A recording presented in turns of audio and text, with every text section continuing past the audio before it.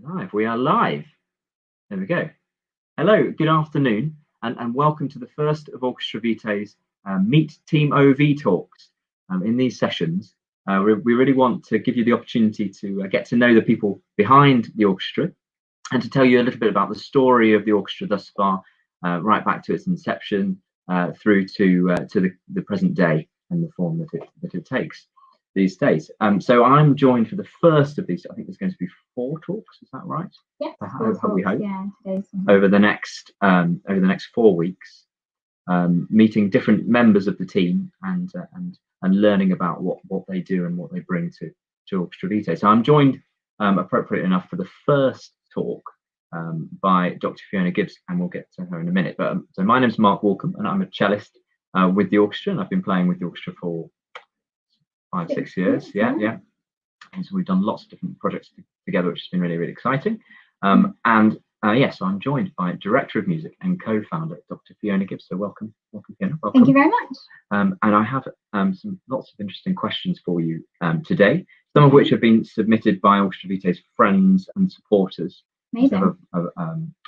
A wonderful group of supporters who come to our concerts and supports some of our online activities that we've been doing since lockdown as well, so since March. We're going to start at the very beginning, which is obviously a very good place to start. Indeed. And I'd like to let's just talk about how Orchestra Vitae came into being, about its inception, and about its first concert, things like that. So try to tell us something about that. Yes. So the orchestra was founded in 2012.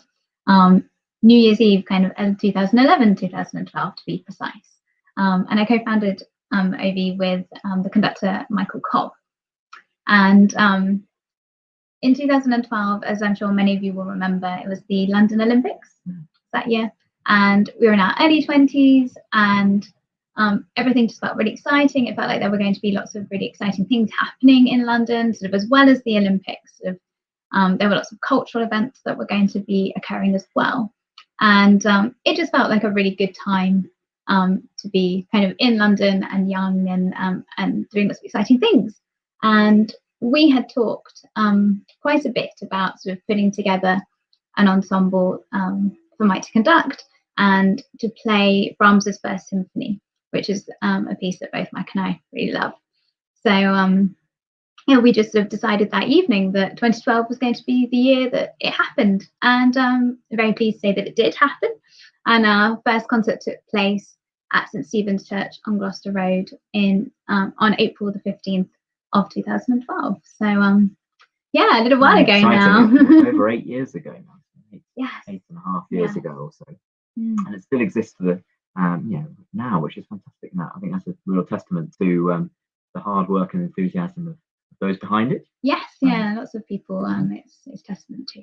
And also, wonderful support from everyone who comes to the concerts and supports in other ways as well. So thank you to all you guys as well. Thank you. Now we have a little clip, I think, of a very early concert, which we're going to play. Do you want to tell us a little bit about that? So this clip is from 2013. It's just the strings of the orchestra.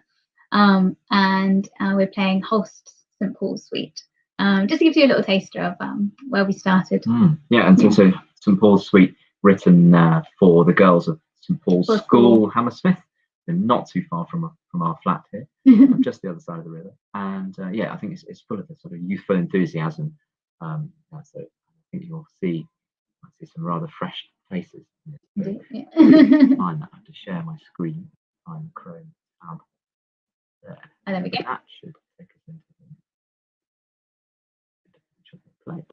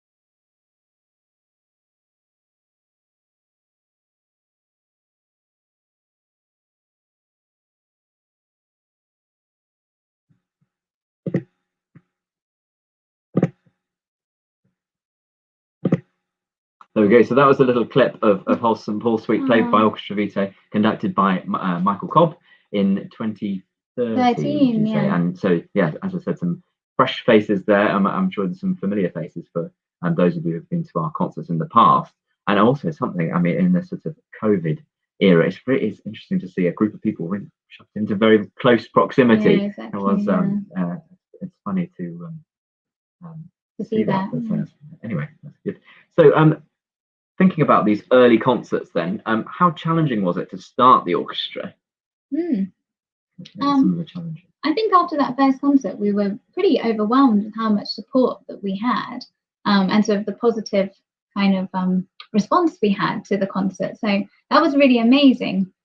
So it became apparent quite quickly that we were going to do some more concerts. But we in those early days, we quite often chose to do some fairly substantial repertoire, shall we say. So large symphonic works. I think second concert included Tchaikovsky's Fifth Symphony, and then when we started playing at St John Smith Square, which was actually later in 2013, in October, we did An American in Paris by Gershwin and Symphonie Fantastique by Berlioz. So large orchestras, and at that time we were very much a sort of student amateur outfit, but that still meant fixing could be quite challenging. Sort of getting a sort of 80 to 90 musicians in place, but it was great, and we did some really wonderful concerts in those early days. We also did a concert at one of the concerts at St John Smith Square with a piece by Stephen Montague, which included organ and choir and water glasses and things like that. So we had different pitches, right? So different amounts of water producing a different pitch, and you run your finger around the rim of the glass. Yes. That was very funny and amazing. So challenging to get those many people together. But as I said, we were a student orchestra then. What about now? How's that changed? Well, I think back then, because we were a student orchestra, everybody was really kind of enthusiastic and everything, and willing to kind of help out and everything, and that has remained, which has been amazing. But we have sort of transformed now from being sort of a student amateur outfit into a professional outfit. I'd like to sort of think of it that the orchestra's grown up with its players. So now the challenge is mainly surrounding funding. We'll come on to that a bit later. So what has been your proudest moment in the history of Orchestra Vitae thus far? Has to be in 2015 we played alongside Wimbledon Choral Society at their centenary concert at the Royal Festival Hall, and we played Brahms's Requiem. And you were part of that one. Fantastic it's one of your first concerts. One of my favourite pieces. It's absolutely amazing piece. And I remember the front of house staff coming to tell us that we had to take our places on the stage, and leading my side of the orchestra out, and it was just amazing. We were so excited, we were scared. It was a sold out concert, wasn't it? They opened the top of the balcony up as well, so it was amazing. And there were loads of our friends and supporters there, and obviously Wimbledon had done an amazing job at bringing all their friends and supporters as well. So to play to a packed out Royal Festival Hall, I think that's got to be my proudest moment with the orchestra, no doubt. And what have been some other highlights along the way? I remember Shostakovich 10th Symphony. That was great at St John's.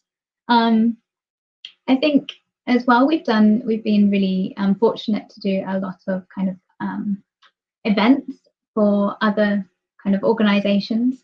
So we played at the Royal Albert Hall for some of their kind of events. We also played there as part of TEDx Albertopolis, which was really incredible to be part of something sort of much larger. And I think just other concerts with Wimbledon Choral Society, we played with them again in 2018 at Guildford Cathedral. And again, that was a really special concert. It's always amazing to play to lots of people. I think that's what. That was Elgar, wasn't it? The music makers. Yeah, and I think that's what so many of us are missing now, is playing to live audiences. Yeah, definitely. Yeah. So, yeah, lots. So what are the aims of the orchestra, would you say now? Now, well, I think it's been really amazing because it's evolved quite naturally. I said earlier that the orchestra immediately had a lot of kind of positivity around it, and people were sort of very excited about what we were doing and everything. And I think the aims is sort of to bring music to as many people as possible, and sort of to create a community, a sort of feeling of community through the orchestra. And we've started to put that into kind of a project together about that, and that's the Concert Chum project that we're hoping to do.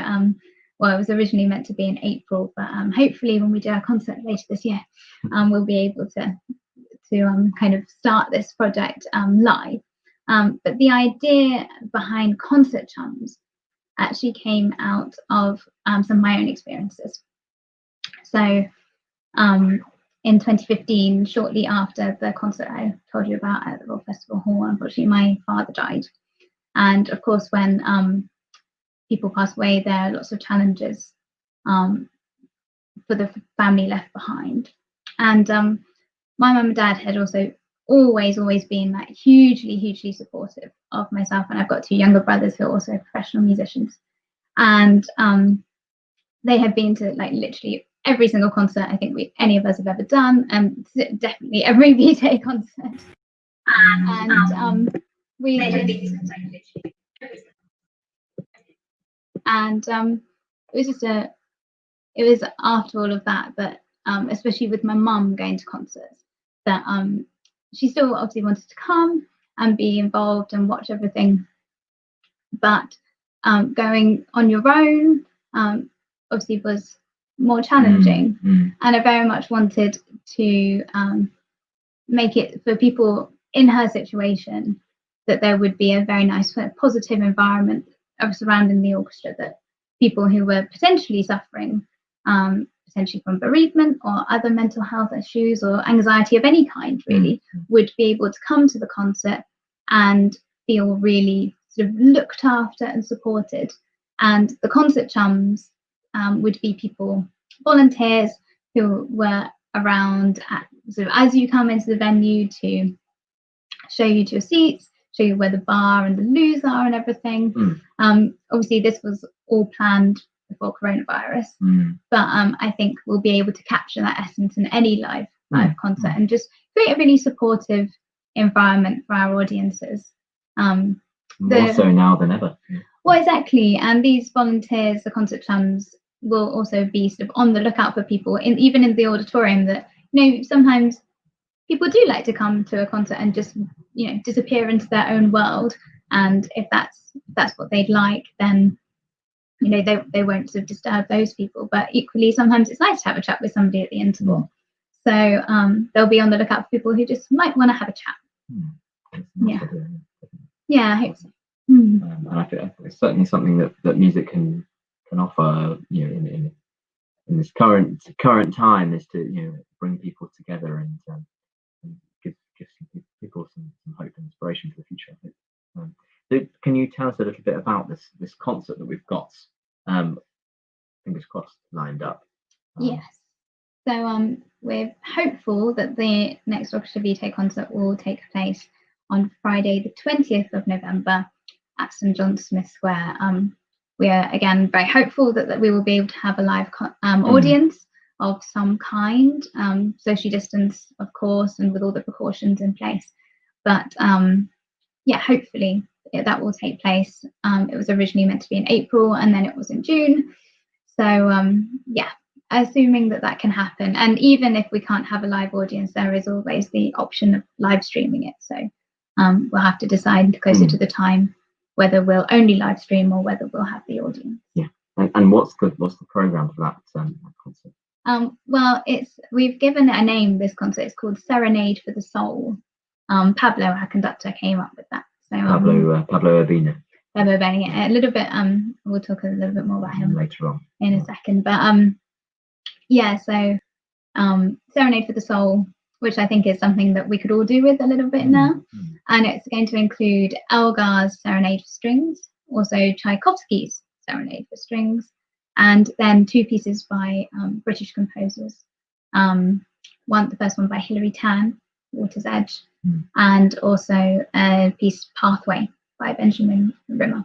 So yeah, and all for string ensemble, and the orchestra will be socially distanced as well. But this concert sort of also encapsulates a little bit of what we love to do as an orchestra, which is play pieces by British composers and also a mixture of works by both male and female composers. So we've managed to play works by female composers as well as male composers for a number of years now. So we're just continuing that trend. That's nice. There's a nice mixture of repertoire with some contemporary pieces and also some masterworks from the canon. So yeah, exactly. So I think there'll be something for everyone in this concert. So thinking now about meet the team, going back to the idea behind the talk. Yes. So who is in Orchestra Vitae team? So it's obviously myself and our conductor Pablo Urbina, and we also have guest conductor with us at this next concert, Philip Keller. And then next week you'll hear from Barbara Hamilton, who joined Team OV shortly after our very first concert in 2012. So it'll be interesting to hear her stories of the orchestra too. And then also Tom Thurgood and Lindsay Silver, who've both been on the board for a number of years now. So and Lindsay has played with the orchestra, and Tom has been a long-term supporter. So it'd be great to hear their experiences. We also have composer Danny Howard in the team, so she will be doing a session as well, talking a little bit about how the orchestra and Danny sort of were introduced. We actually commissioned her to write a piece for us, Arches. So I'll let her tell everyone about that. But that was an amazing experience for us.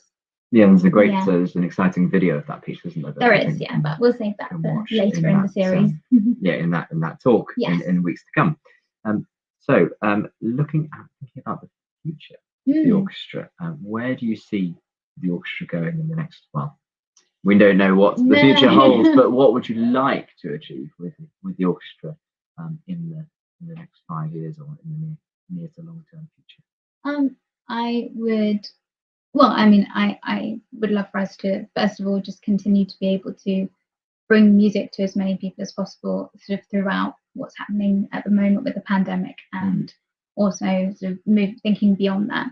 I mean, big time sort of thoughts that obviously, like, it would be amazing to play at a big festival like the BBC Proms or something like that.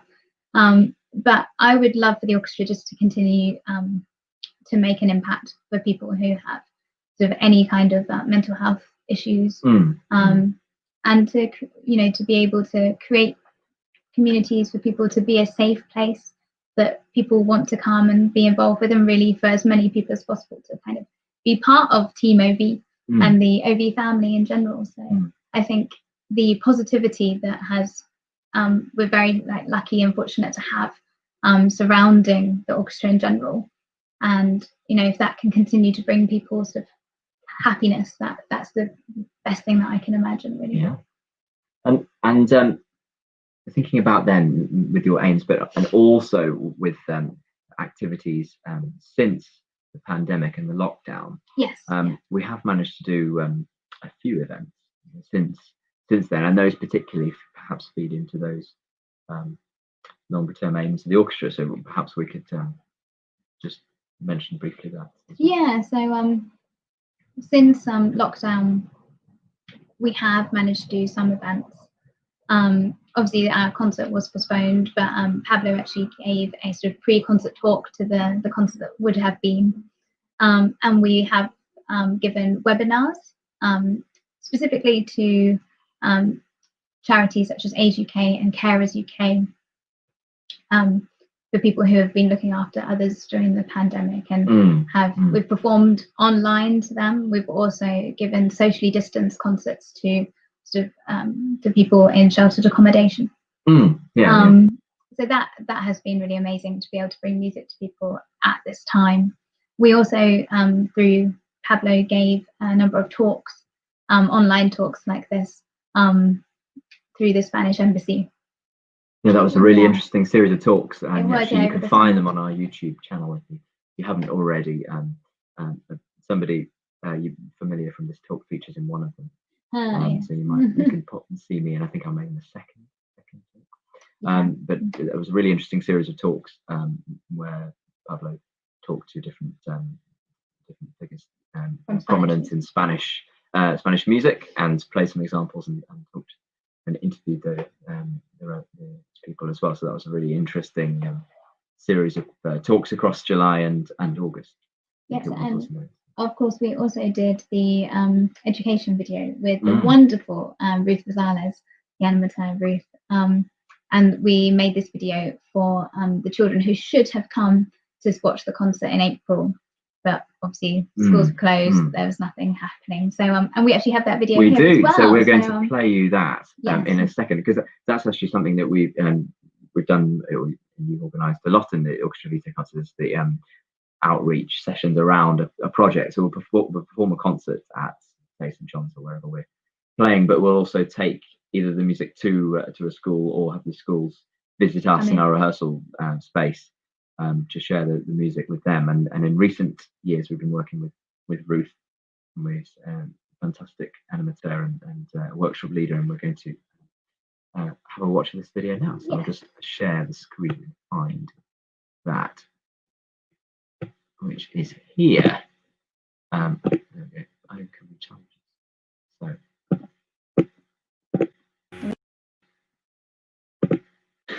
Hi, we are Orchestra Vitae.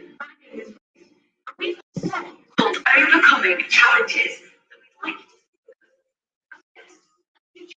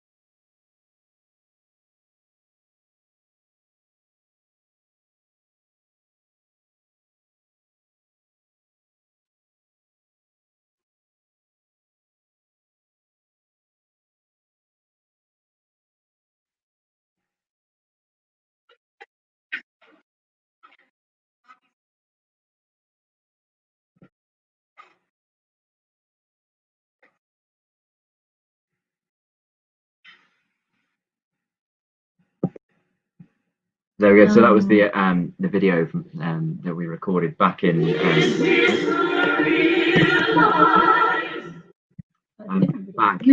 when was that? March, April time? April, May? I think April, May. And some really good, excellent technical wizardry to put that all together. I think that's something that Ruth. that everyone's been working on. I know I've been gamely struggling away with this technology to keep things going. Great. Is there anything else you would like to talk about? No, I mean, just in general, I guess, just to say thank you to everyone for their support over these 8 years, and going forward. I think you'll really enjoy the talks over the next few weeks. Next week, with, as I said, with Barbara, Tom and Lindsay, and then the week after with Danny, she's going to be interviewed by Naomi Belshaw, and then the final week with Philip and Pablo. So I think you'll have the opportunity to meet the whole team and to sort of see how everything comes together. But we've been very lucky to have such amazing support from our friends and supporters over the years. So thank you to all of you for that, and we very much hope to be playing for you in some form again very soon, and one day we'll be able to play live for as many people as possible, and I think that will be a very emotional and amazing feeling when we can do that. So but until that can happen, we'll be here online and socially distanced. Dig our concert clothes out from the back of the wardrobe somewhere. Yes, but hopefully we'll see you in November. And great to have the opportunity to talk to you. Well, thank you very much, Fiona, for that really interesting insight into the history and the story in general of Orchestra Vitae. And I hope you've enjoyed listening and watching. And if you do have any further questions for Fiona, do please feel free to email her on fiona@orchestravitae.co.uk.